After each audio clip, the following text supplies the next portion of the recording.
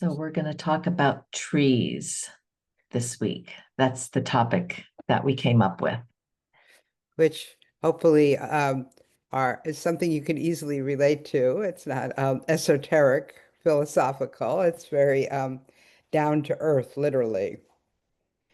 Right. A good Right one, down, Nelly. right down into the earth. And the roots and the connection those roots have, and the trees and the leaves. There's so much to trees. I Right. mean, That the roots that we now know that these trees are very both interdependent and supportive of one another in their root system. Huh? and communicative. I And mean, that's, communicative. yeah, yeah, yeah. Relational, really. Yeah. Relational. And I think the Buddha knew that, but right? I mean, well, from what we can tell, the natural world was really big in the Buddha's day. Lush nature. And as we've kind of assumed or talked about before, that nature really impacts your consciousness differently. And I was told quite some time ago that the natural, by a Buddhist teacher, that the natural world was so different at the time of the Buddha. It was so much more lush. And that's easy to imagine when we sort of delete some of the things that fill our visual field and we walk outside the streets and the parking lots and the buildings or the high rises. If we could sort of block them out of consciousness, I'm not suggesting that, and let everything else flourish, it would be quite lush. Mm, mm. Yeah, mostly I get that feeling when I go on a hike to a historical preserve or a nature center, and they have the kind of hut-like buildings that the Indians may have lived in, the fire and the wood that would have provided fires for them. And then there's just not any structures around me for miles and miles.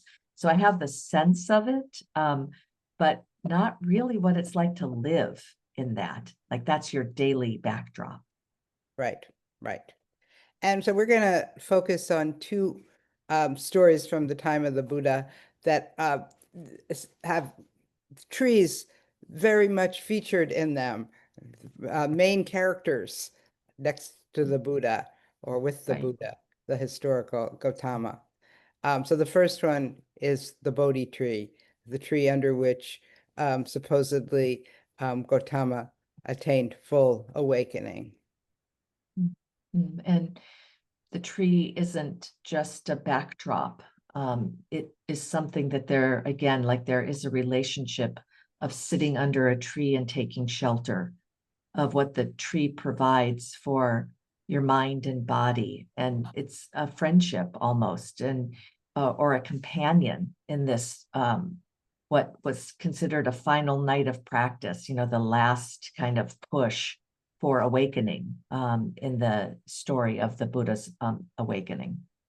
Yeah, and as you say that, Lynn, it really makes me wonder, like, oh, how did he choose a tree, and how did he choose that tree? Well, I could Mhm. only speculate on that, but it's an interest, and then again, it is a myth.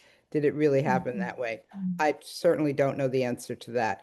But what I do know is that the story endures, and the story of him reaching full awakening, with the tree, with the tree, maybe we could say the tree and me, and him. But Uh, we can relate, though. I mean, really, that's how significant trees are, as you could imagine picking a tree and it being something that had great importance to you, and you get to know it better. And it does provide you not just a symbol of something, it can provide you with a kind of support and shelter, literally and figuratively. right, right, So and you're of course. teasing, but I'm agreeing. No, I wasn't exactly, I was sort of, Oh. but yeah, so and now when I'm imagining it, I'm imagining it as we speak, this man, the Buddha, the Gautama, and he's sitting at this tree that was so much larger and more expansive than his body. And there is something about that, about trees, their grandeur, um, that really is impactful. Yeah, almost I think of limbs, and how far wide reaching they are. And often I think about that if I'm overstretching, like if I'm trying to take on too much, it's almost like a limb that's going too far and it's going to break under that weight. So there are a lot of ways we can put metaphor and analogy into trees and us. And this is not neither a metaphor nor an analogy, but you're not really allowed to cut down trees in Portland. You have to go through this huge permitting process. You can't just go into your own backyard and cut down a tree. So, Mm, these trees are really important. Because they're breathing, they are breathing the oxygen that we need mm. to survive. But back So, to the Bodhi tree in particular, it's one way of talking about it or thinking about it is it reminds us that awakening does not happen apart from the world that we live in, but in deep relationship with it. right. And in our everyday, ordinary lives, lives at that time, but we can relate to it 2,500 years later, that a quiet, ordinary life with trees is really a gift. To not have any trees can feel like a deficit. Yeah. Then there's this other story from the time of the Buddha, Gautama, the Buddha.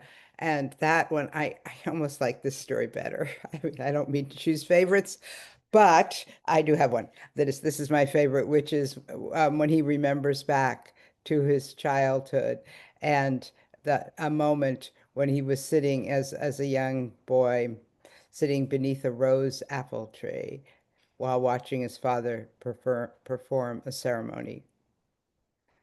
Want to take it from there? Well, I would know why this would be your favorite. I mean, not exactly why, but I really think our practice is based on this Yes, sutta. I that mean, is this why it is, is my yeah. favorite. Okay, I knew. Okay, I got it. But You're right. under this rose apple tree, the Buddha Gautama is watching his father plow the earth, and he slips very easily into a state of contemplation. It's simple, it's unforced, it's relaxed, and he doesn't even realize it while it's happening. It's like it's something that just happens so easeful, you could miss it. You could even not even validate it or give it significance. And I do love this story because it really speaks to that serenity and pleasure aren't obstacles in our path on our development, but they're trustworthy guides. And yes, that is what we are saying in our practice a lot. Right? And it's not even the significance of this doesn't even come till later when he remembers it. So that's another part of the practice. Like while it's happening, we have a certain kind of awareness, but remembering it, we can also pull out the importance of it. And it gives that kind of ongoing awareness um, some credence. I'm kind of losing my words. Nelly, come in. I'm going to go a different direction. Okay. So, he's recalling this Yeah. childhood experience, and that's Yeah. something that happens to us, happens to me. I better speak for myself. It happens to me quite regularly, well, in meditation and in life. In fact, I was just sitting there eating my breakfast before we met this morning, and I was intentionally sitting there remembering other times in my childhood sitting at the kitchen table and eating with my family. So I don't know why I did that. Mm, I think mm, actually I mm, did that just to slow down and, be with mm. my food and be with my present experience and my past experience. So anyway, Right. we do that, and sometimes people could argue that that's not being in the present moment. That's too psychological, various things. But the Buddha found that to be very important as so that might be another reason that I love the story. Right. Right. And I think a part of that is that there is some wisdom by recollecting that you aren't aware of in the current experience, in the moment experience. Mhm. there is some wisdom that comes with that awareness and memory. And that has deep meaning for us, and it keeps us continuing, wanting to be more aware. Yeah. So I bet everyone on this call has some associations with trees. I mean, Linda and I went through our personal associations when we were creating this talk, but we decided not to go there. So, but invite you to go there to associations from your past or present with trees, Right. Memories, the symbology, the deep meaning. and perhaps how it supports you on your path of awakening. Okay. Well, I will ring the bells today.